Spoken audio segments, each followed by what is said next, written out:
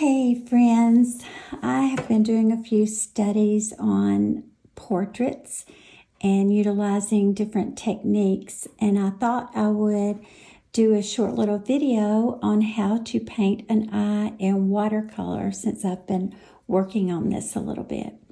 Unfortunately, I can't seem to get a picture with my palette on the same screen, but I'll tell you what colors I'm using.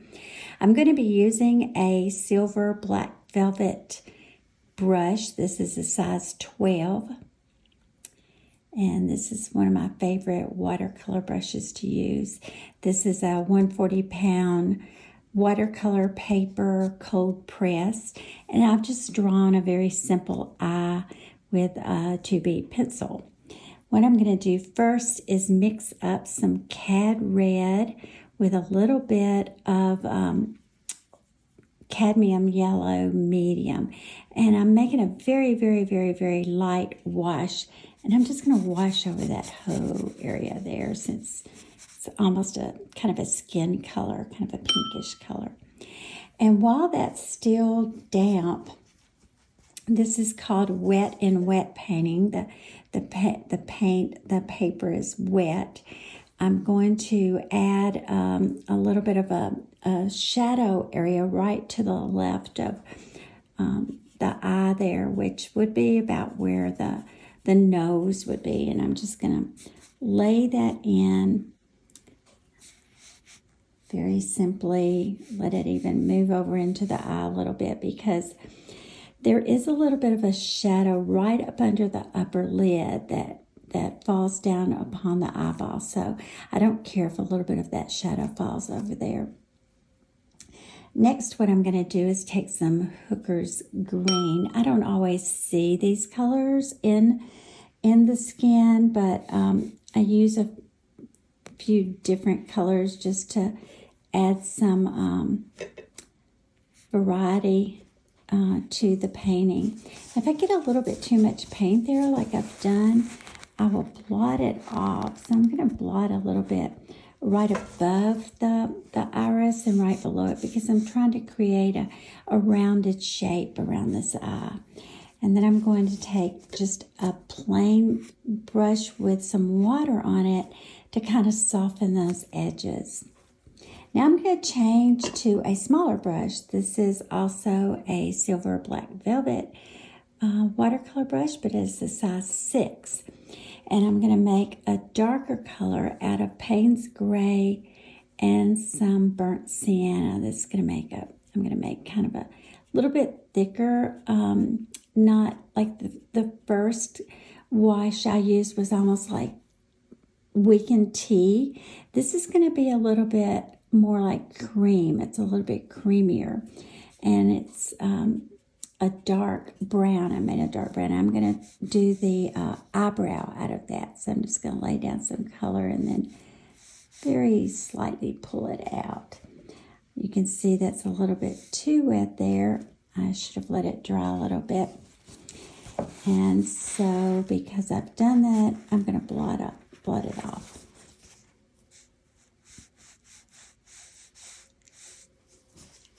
And then dry that.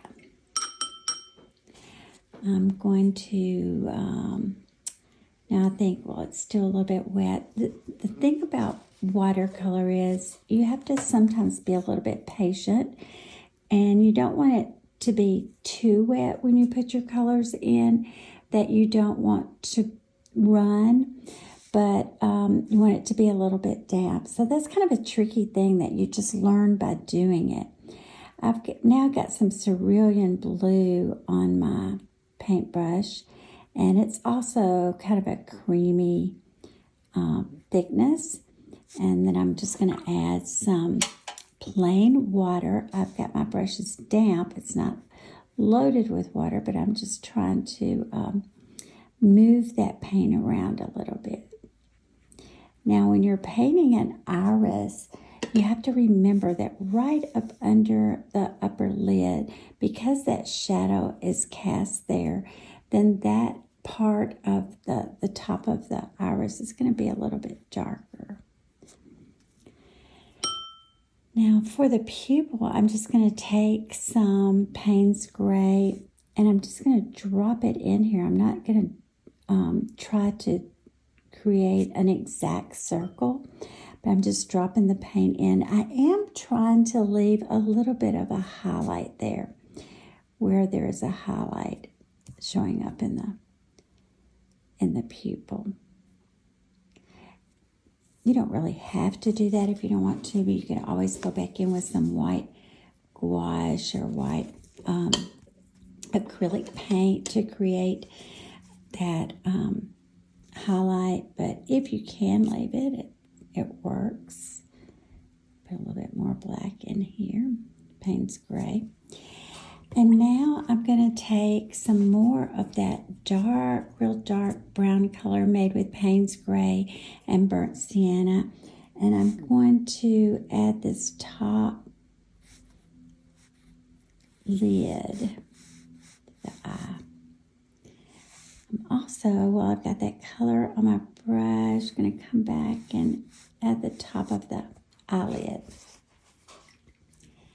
Now, once I've got that done, I'm going to go back and look at areas that I need to maybe correct or add a little bit more color to, like the top of this eyeball. Trying to bring it down a little bit more color so that it'll look rounded. This is a sphere, your eye is a sphere, so I'm trying to make it look a little bit rounded. Now at the bottom of the eyelid, you can see the white eyelid. If I'm going to come back in here with a little bit of a shadow, I'm going to leave a little bit of white edge right under the eye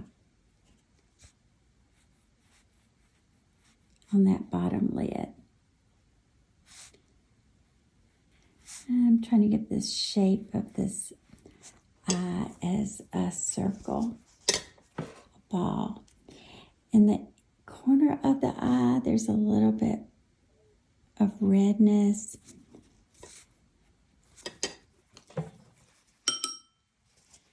And now what I want to do is come back in. I want to darken those shadows a little bit that are right to the left of the eye.